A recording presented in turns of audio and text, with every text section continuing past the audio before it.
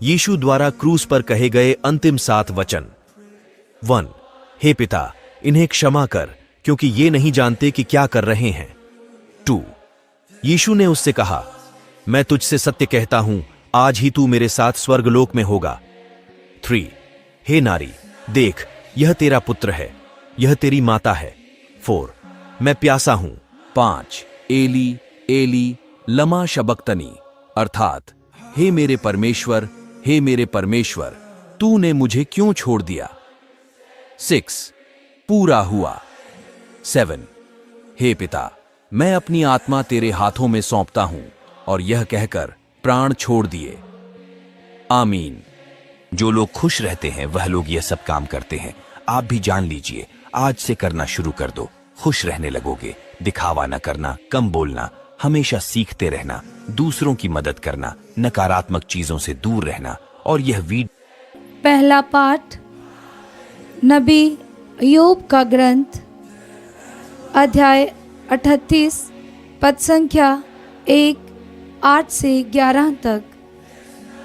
प्रभु ने आंधी में से ईयोब को इस प्रकार उत्तर दिया, जब समुद्र गर्त में से फूट निकला था, तो किसने द्वार लगाकर उसे रोका था। मैंने उसे बादलों की चादर पहना दी थी और कोहरे के वस्त्रों में लपेट लिया था। मैंने उसकी सीमाओं को निश्चित किया था और द्वार तथा सिटकिनी लगाकर उससे ये कहा था, तू यहीं तक आ सकेगा, आगे नहीं। तेरी तिरंगों का घमंड यहीं चूर कर दिया जाएगा।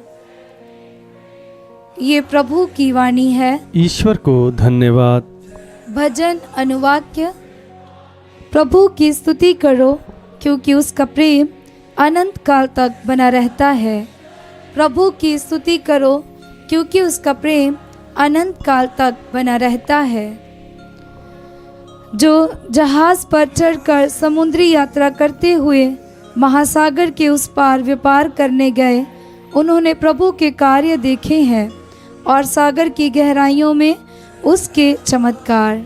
अनुवाक्य। प्रभु की स्तुति करो, क्योंकि उसका प्रेम अनंत काल तक बना रहता है।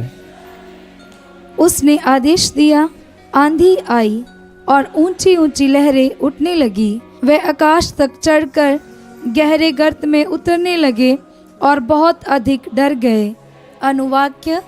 प्रभु की स्तुति करो, क्योंकि उसका प्रेम अनंत काल तक बना रहता है। अपने संकट में उन्होंने प्रभु की दुहाई दी और उसने उन्हें विपत्ति से बचा लिया। उसने आंधी को शांत कर दिया और लहरें थम गईं। अनुवाक्य। प्रभु की स्तुति करो, क्योंकि उसका प्रेम अनंत काल तक बना रहता है। उस शांति को देखकर वे आनंदित हो उठे और प्रभु ने उन्हें मनचाहे बंदरगाह तक पहुंचा दिया। उसके प्रेम के लिए और मनुष्य के हित किए हुए उसके अद्भुत कार्यों के लिए वे प्रभु का धन्यवाद करें। अनुवाक्य। प्रभु की स्तुति करो, क्योंकि उसका प्रेम अनंत काल तक बना रहता है।